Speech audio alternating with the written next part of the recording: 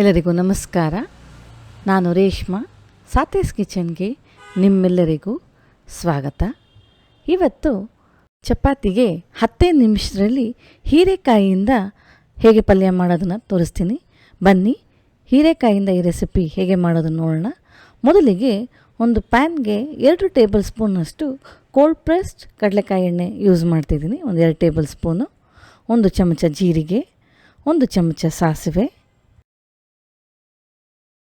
ಕಡಲೆಬೇಳೆ 1 table spoon, ಉದ್ದಿನಬೇಳೆ 1 ಚಮಚ. ಇದನ್ನೆಲ್ಲ ಹಾಕಿ ಒಂದು 2 ನಿಮಿಷ ಹುರ್ಕೊಳ್ಳೋಣ, ಸ್ವಲ್ಪ ಲೈಟ್ ಗೋಲ್ಡನ್ ಆಗೋವರೆಗೂ. ನೋಡಿ, ಇವಾಗ ಇದು ಸ್ವಲ್ಪ ಬ್ರೌನ್ ಆಗ್ತಾ ಇದೆ. ಈ ಸಮಯದಲ್ಲಿ ನಾವು ಇದಕ್ಕೆ 2 ಸಣ್ಣದಾಗಿ ಈರುಳ್ಳಿಯನ್ನು ಕಟ್ ಮಾಡಿ ಹಾಕ್ಕೊಬೇಕು. ಅದಕ್ಕೆ 2 ಹಸಿಮೆಣಸಿನ್ಕಾಯಿ ಹಾಕಿ ನಾವು 2 ನಿಮಿಷ ಹುರ್ಕೊಳ್ಳೋಣ. ನೋಡಿ, ಈ ಥರ ಲೈಟ್ ಬ್ರೌನ್ ಆದರೆ ಸಾಕು. ಇದಕ್ಕೆ ಕರ್ಬೇವಿನ ಸೊಪ್ಪು 1-2 ಕಡ್ಡಿ, ಸಣ್ಣಕ್ಕೆ ಹೆಚ್ಚಿರುವಂಥ 1 ಟೊಮ್ಯಾಟೊ,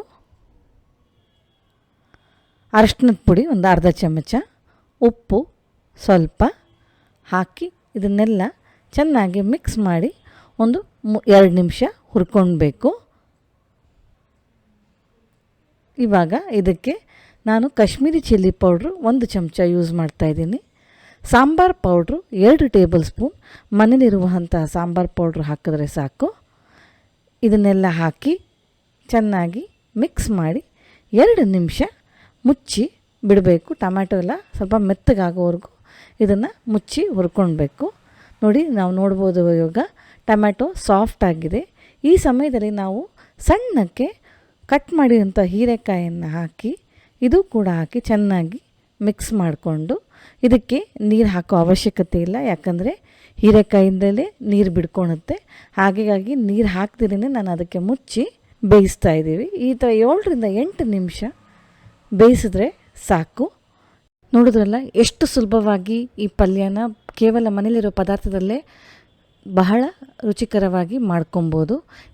ಕೊನೆಯದಾಗಿ 2 ಟೇಬಲ್ ಸ್ಪೂನಷ್ಟು ಕೊತ್ತಂಬರಿ ಹಾಕಿ ಸರ್ವ್ ಮಾಡಿದ್ರೆ ಪಲ್ಯ ಚಪಾತಿಗೆ ಬೆಸ್ಟ್ ಕಾಂಬಿನೇಷನ್ ಅಂತ ನಾವು ಹೇಳ್ಬೋದು. ಈ ಥರ ಸುಲಭವಾದ ರೆಸಿಪೀಸ್ ನಮ್ಮ ಸಾತೇಸ್ ಕಿಚನಲ್ಲಿ ನೀವು ನೋಡ್ಬೋದು.